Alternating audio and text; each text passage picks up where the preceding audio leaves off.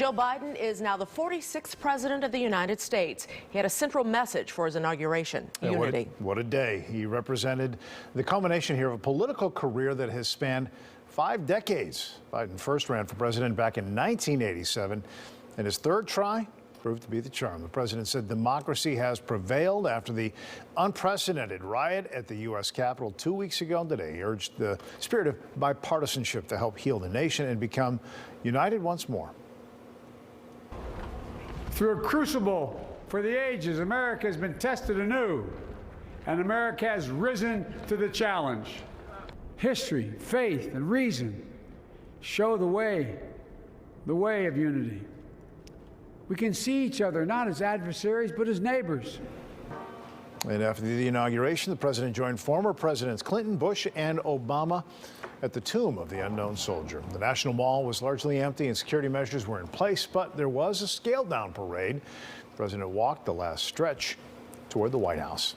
National Guard soldiers, razor wire, and heavy fencing were on full display at today's inauguration. And WGN's Eric Rung is live in D.C. tonight with more on all the security measures. Eric?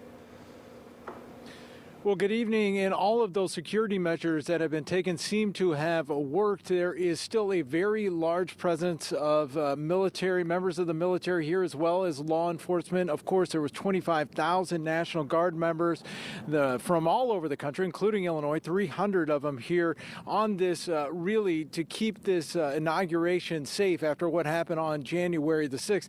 Not only around the Capitol is there a heavy police presence, but the one we just showed you, this is in a residential neighborhood here. You can see just how quiet the streets are, but if we just come back over this way here, Eric, you can see why they do have a checkpoint here. Right, that building right behind them there is the Supreme Court, and right on the other side of that is the U.S. Capitol. Of course, we have been following all of the security measures here for the last several days. Of course, you mentioned the razor wire. There was unscalable fences that were put up all around the federal buildings as well as the Capitol grounds.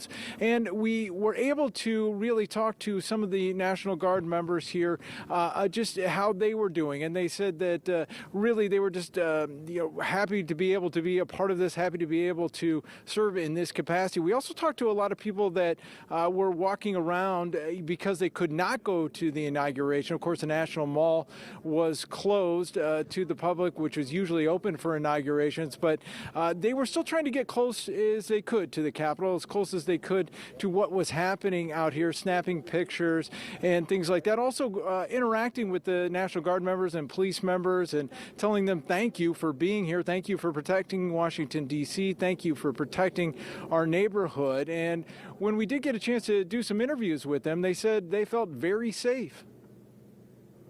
I think it's going to be a very quiet day. I think the presence of 25,000 troops in the city and all the police, you can't miss it. Every time you look around, it's all over. You would be completely insane to try anything today. So I don't think anything's going to happen. I think it's going to be a very boring day.